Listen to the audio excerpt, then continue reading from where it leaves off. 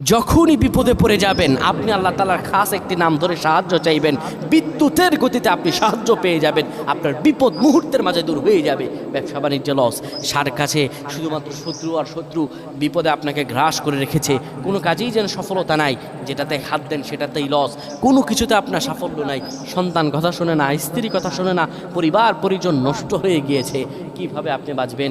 প্রবাসে আটকা পড়ে গেছেন, আসতেও পারেন না, কোনো কাজও পাচ্ছেন না, আপনি আমলটা করেন।